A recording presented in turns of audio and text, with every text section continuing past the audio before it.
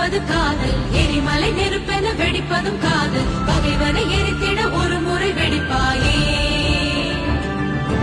அழுவது தொழுவது கோழைகள் பழக்கம், தமிழ் மகன் உடலுக்கு தழும்புகள் பதக்கம், எதிரியின் முகத்தினில் உண்மையை பொறிப்பார்.